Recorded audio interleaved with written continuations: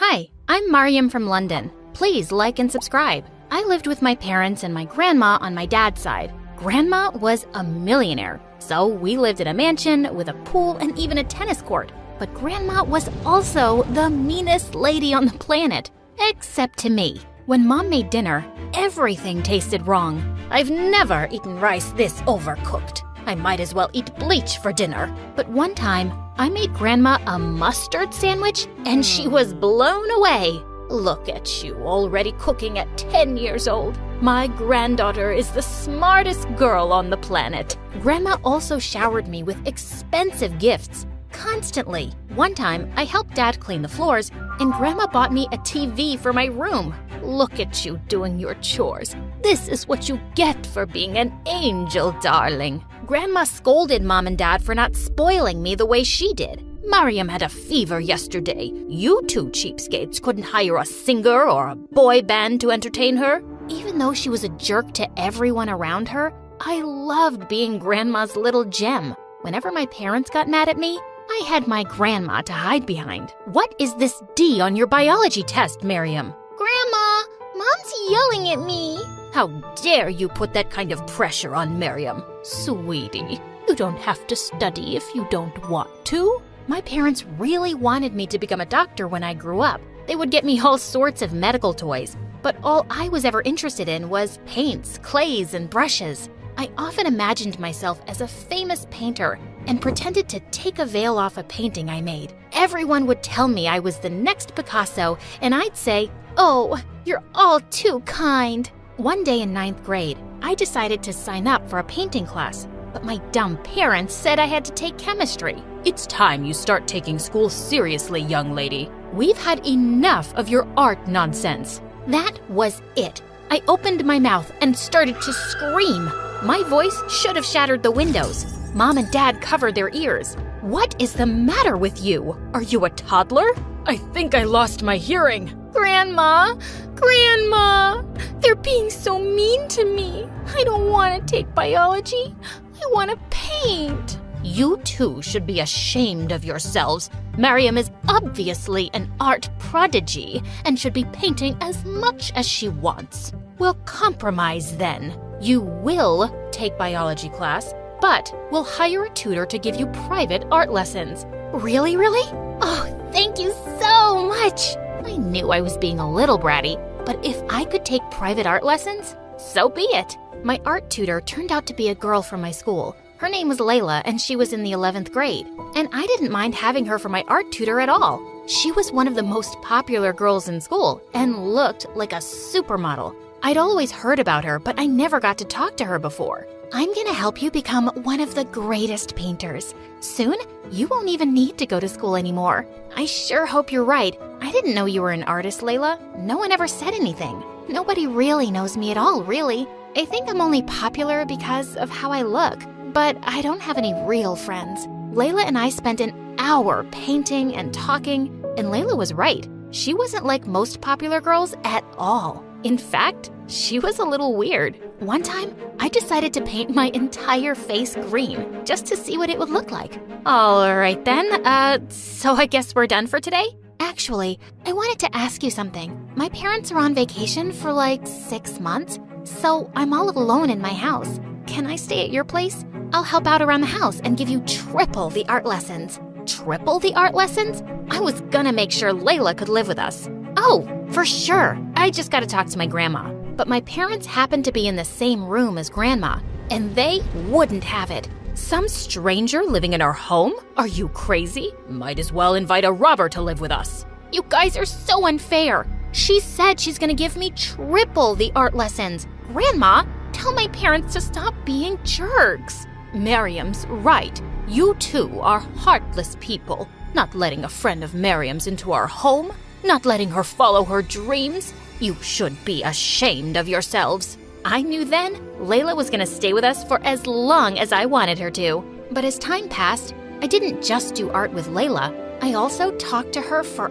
hours. Mariam, how come your grandma's such a bully? She's a bully to everyone, but not to me. Don't you worry one day she'll bully you too? No, Grandma loves me. You know, you're kind of naive, Mariam. sort of like a kid. I am not. No, it's a good thing. I wish I was more like that. Layla said the most confusing things, but I loved every moment I spent with her. Even at school, being with Layla was an adventure. She would do the weirdest things. Miriam, come with us to the boys' bathroom. We're gonna tape anonymous love letters on the wall. Are you crazy? Why? 'Cause it'll drive them crazy. When no one was looking, Layla leaned over to me and whispered, "Consider this your most important art lesson. How to win over the boy you love. But I don't like any boys. Or maybe boys don't like you. You're too... I don't know what the word is. What's that supposed to mean? I don't know. Boys just maybe aren't into you. Like I said, you're kinda young for your age." Layla taped her anonymous love letter to the wall and left me inside the boys' bathroom. I was mad after Layla said that. I even refused to talk to her after school. Come on, Miriam, don't be so sensitive. I didn't mean anything by it. You insulted me. Maybe you are just another mean, popular girl. I'm sorry, you're right. Sometimes I say stupid things. Sometimes... I think there's something wrong with me. What do you mean? Layla didn't answer. Instead, she took me to this gorgeous hiking trail to paint. I forgot all about our conversation. Layla, when will I be the world's best painter and be able to quit school? It doesn't work like that, silly. I was kidding when I said that. Maybe you'll never be a great painter. You don't think I'll ever be a great painter? I don't know, really. But did you know that you're the best student I ever had? Maybe you won't be a famous painter, but you'll be a famous something. Why was Layla always speaking in these weird riddles? And even though she was a mystery, I felt closer to Layla than I'd ever felt to anyone. Then, 10 months later, Grandma started picking on Layla one day. It was totally out of the blue at dinner time. "Dear, I assume your parents are successful painters?"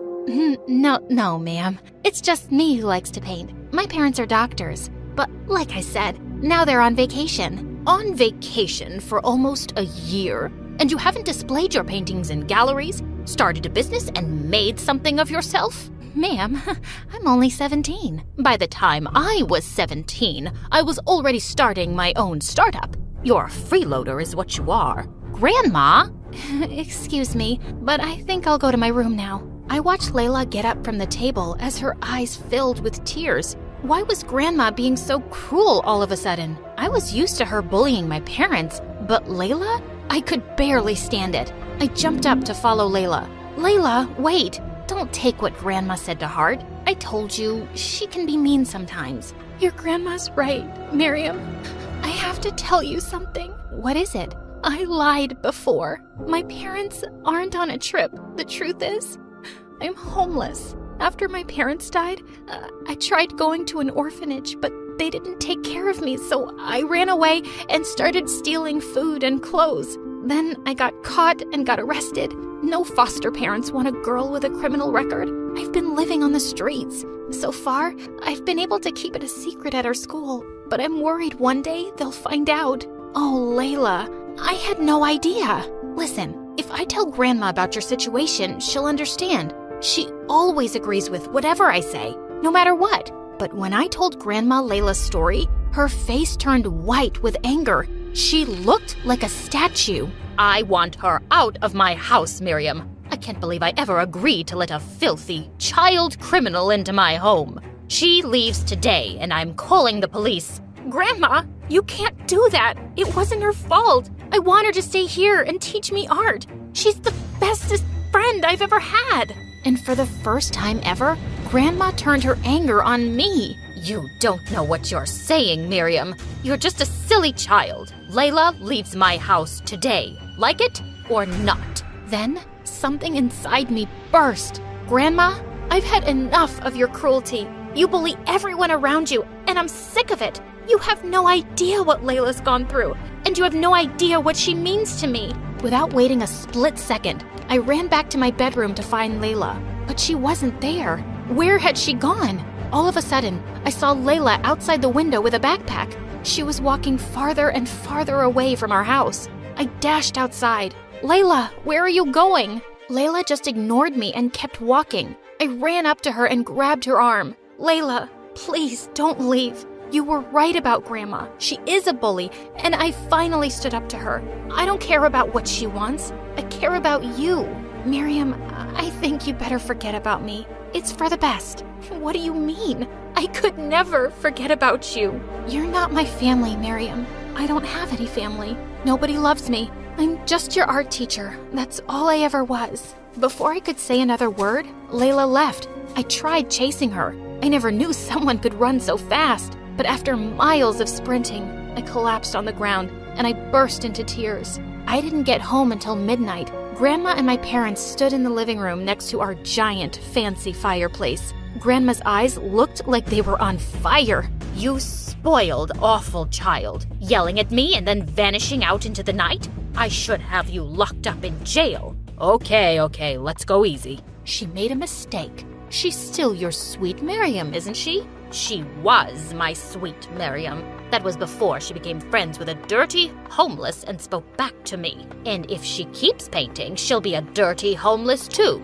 I don't care what you say, Grandma. I am going to keep painting, even if I do end up poor. Why don't you show me a few of your paintings then, I will. I'm really good. In my room, I grabbed every painting of mine I could find. Grandma was going to see. Here, look at how many paintings I've done. And you know what? I'm proud of them. Wow, honey, we didn't know you did that many. They look beautiful. Oh, darling, let me see. Then suddenly, Grandma tossed my paintings into our giant fireplace. No! Mom, how could you? I threw myself on the floor and cried harder than ever. My beautiful paintings were gone, and Layla was gone. That's it. That was the last straw. We're moving out of your mansion. We're tired of your cruelty. That's the silliest thing I've ever heard. You can't live without my fancy riches. But the very next week, my parents and I packed up our stuff and moved into a new place. It was smaller, and it didn't have a tennis court. And I still couldn't stop thinking about Layla and where she could be. Then one day, I found a letter taped to my window. It was signed with Layla's name. Meet me at our hiking trail. I took the very next bus to our trail and tried calling Layla's name, but there was no answer. Then suddenly, who should I see but Grandma? Grandma, what on earth are you doing here? Darling, I wrote the note taped to your window. I was afraid you wouldn't come to meet me otherwise, and I remembered this was your favorite place to come with Layla. You mean Layla isn't here? I don't want to talk to you. I want to talk to her. Sweetie, I'll do anything to help you find her. But first, I want to apologize for being so awful to you and burning your paintings. I love you, sweetheart. Grandma started to cry and came over to hug me. I've been a bully your whole life, to your parents and now to you. After I saw your face when I burned your paintings, I realized I wanted to change. I love you, Miriam. I love you too, Grandma, but it's gonna take me some time to forgive you. I understand. I don't expect you to ever forgive me, but know that I'm here, and my house is always open to you. And if you do ever find Layla again, you both can move back in with me. I'll adopt her. Grandma left at that moment, and I stood in the middle of the hiking trail. And then suddenly, I saw Layla sitting on top of a rock. Layla! But as soon as Layla saw me, she started to run up the hiking trail. I chased her as fast as I could, but she was just running and climbing higher. Please, wait up. Go away, Miriam. Layla, please, don't run away from me. I raced up the hiking trail and tried to catch up with Layla, but she was so far ahead of me, I couldn't even see her. Suddenly, I heard a loud cry from above. I looked up to see Layla stuck between two rocks. She looked like she was ready to fall. Please, someone help me. Layla, I'm here, hang on. I rushed to Layla as fast as I could and tried to pull her up, but she wouldn't budge. My hand is slipping. Do something. I grabbed Layla with all my might, and she was finally free. Layla and I fell on top of each other and started laughing. But suddenly, Layla looked at me. Miriam, you're all scratched up. It's fine, Layla. I don't care. What matters to me is that you're okay. I couldn't live without you. Really? I mean that much to you? Yes. You're the most amazing friend and teacher I've ever had. I used to be so bratty and babyish. I had my grandma to run my whole life. But you've changed me. Even though we're not related by blood, you are my family. Do you really mean that? Yes. Layla, I talked to my grandma. She apologized for everything, and she said if I ever found you, she'd adopt you. Oh, Miriam, that's the best news I've ever heard. We'll paint up here every day. I'll teach you everything. We will, even if we're never famous. I'll always keep painting with you. I love you, Layla. I love you too.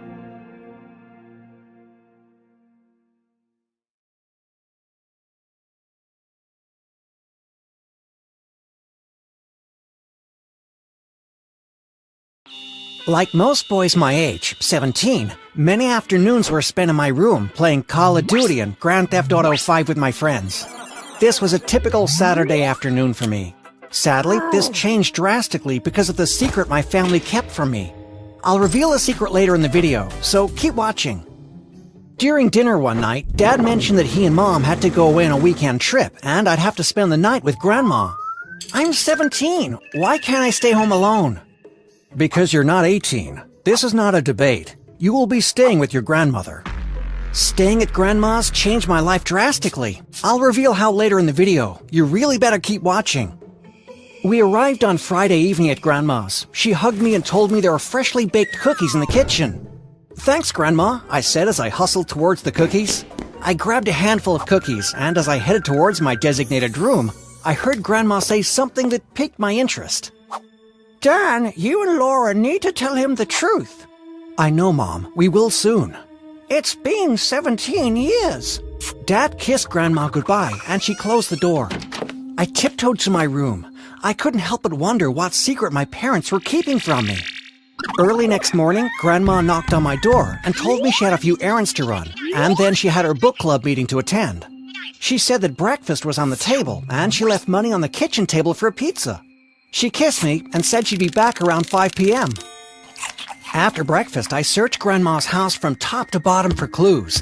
Maybe this was the reason Mom never liked me at Grandma's. I didn't see any weird documents on any box or drawer at Grandma's. After a few hours of searching, I gave up. I ordered pizza and watched some old horror films. That night while in bed, I heard something creak in the hall. I slowly opened my door and peeked into the corridor. Grandma was pulling a staircase from the roof. I couldn't believe I hadn't noticed that before. I watched as Grandma walked up the stairs and returned a few minutes later. She retracted the staircase, then went to her room. I needed to get to the attic. I waited about half an hour until I was certain Grandma was asleep before I went into the corridor with my phone in hand. I noticed the little ring on the ceiling and pulled on it. Once the stairs were down, I quickly went up the stairs and turned on the flashlight on my phone. Grandma's attic was spotless, so it was easy to look through the stuff. I saw a small box marked Zane's First Videos with Mom and Dad. There were 3 VHS videos in the box, and I took them. I heard something downstairs and decided that was my cue to leave. I snuck back downstairs, retracted the stairs, and went back to my room. I hid the videos in my backpack before I drifted off to sleep. The next afternoon, Dad picked me up. I kissed Grandma and told her thank you for having me. When we got home, I greeted Mom and went to my room. I hopped onto my gaming system and asked any of the guys if they knew anyone who could burn VHS tapes to DVDs. My brother does it all the time as a side hustle. He charges $2 per tape. How many tapes do you have? Leo asked. I have 3, and I need this done ASAP. Do you think I can bring you the tapes tomorrow and collect them the following day? Sure, no problem. Hey, are you 2 lovebirds finished? We came to play, so let's play, Phil said. The next day I handed Leo the tapes and paid the fee, and the following day I collected my tapes and the DVDs. As soon as I got home, I pulled out my portable DVD player and slipped in the first DVD. It was a man and a woman cooing over a baby who was laughing and giggling. Could this be me? But those aren't my parents. I watched the first 2 videos, but the third video had me shook. In the video, the mom and the dad held baby Zane and told him how much they loved him. They told him he was going to live with Aunt Laura and Uncle Dan. I turned off the player. I couldn't watch anymore. Aunt Laura and Uncle Dan? I quickly called my grandmother. Grandma, there's something I have to tell you. I admitted that I'd snuck into the attic and stole the tapes. I also told her what was on the videos. Grandma was silent for a while before she answered. I hoped that your parents would have spoken to you about this. But you asked, and it isn't fair to lie to you. Your birth parents, Diane and Matthew King, were bank robbers. Your mother, Diane's sister, decided to adopt you as her own since she and Dan couldn't have children of their own after they were incarcerated. As soon as your parents get home, please speak with them. Grandma and I chatted for a few more minutes before we hung up. As soon as Mom and Dad got home, I told them I wanted them to watch something. They both sat on the sofa, and I pushed the DVD into the player. I pressed play and watched my parents' eyes widen. Mom jumped up and pressed stop. Where did you get this? The more important question is, why didn't you tell me you weren't my real parents? Zane, Mom said hesitantly, we wanted to do what was best for you. We live in a small town, and if anyone knew who your real parents were, people would judge you based on their bad decisions. You had no right to keep me from my parents. My parents trusted you, and this is how you repay them? Is this because you couldn't make children of your own that you're keeping their only children from them? Mom looked like she was about to slap me, and Dad immediately jumped up and stood between us. I stormed into my room and locked the door. I was going to find my parents if it's the last thing I did. That night, I searched the internet and saw all the bank robberies my real parents had committed. I found out which prisons my parents were located in, and I decided to visit them. The day I visited my birth mom, my hands sweated profusely as I waited by the table for my birth mom to come out and greet me. I saw a woman walking towards me, and I recognized her from the video. I stood up and greeted her before we both sat down. Hi, I'm not sure what to say, I blurted out. I quickly told her everything, and she listened intently. That's quite a story, but Laura told me that my baby boy died from pneumonia when he was a baby. I can't believe you were sitting here. Well, we can do a DNA test just to be sure. With tears in her eyes, she agreed. I just wish your father was here to see you. He died about 3 years ago. We talked until it was time for me to leave. I wrote a letter to the warden and asked if we could do a DNA test, and he agreed. Once permission was granted, the warden organized a doctor to do our DNA test. I thought this was the end of the road for me. But when our DNA test showed that she couldn't be my mother, I had more questions. She squeezed my hand as tears rolled down my eyes. I hope that you find your mom. I thanked her for everything and left. I locked myself in my room for 3 days. On the 3rd day, I heard a soft knock at the door. Zane, it's Grandma. I opened the door and pulled Grandma into the room and locked it again. I stood there and hugged her for about 15 minutes before I told her what happened. Zane, you need to tell your parents what you found out. There must be some sort of mistake. Grandma opened my bedroom door and beckoned to my parents and retold my story to them. There must be some mistake, Dad exclaimed, confused. While Grandma and Dad tried to figure out the mystery, Mom stood in the room and didn't say a word. Mom, do you know who my real mother is? I am your real mother. I took care of you for the past 17 years, and this is the thanks I get? I repeated my question. Mom didn't answer. Laura, is there something you aren't telling us? Laura, Grandma said. It's been 17 years. Zane deserves to know who her real mother is. Mom's eyes darted around the room before she broke down in tears and confessed everything. One afternoon, when Zane, the real Zane, was about 5 months old, I picked him up from daycare and went to the mall. I'd usually pick Zane up last, but that day I picked him up first. He was asleep, so when I hopped out of the car, I didn't think anything was wrong when he didn't make any noise. After a few hours, I came back and Zane was dead. Between tears, Mom told us that she drove to the bad side of town and took me from a homeless woman who was sleeping. After Mom finished talking, the room had an intense silence as Grandma, Dad, and I tried to come to terms with the news that we just heard. Without saying anything, I pulled on my sneakers and walked out of the house. I couldn't believe I was raised by someone who had kidnapped me. I walked until I got to the pier and I sat on the dock.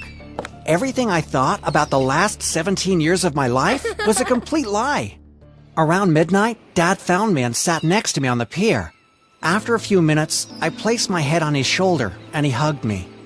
Zane, I'm so sorry that you had to go through this. I didn't know that Laura had switched you. What kind of a father doesn't know when their baby is switched? If you want help finding your birth mother, I'll help you. Are you ready to go home? How can I face Mom knowing what she did? Mom...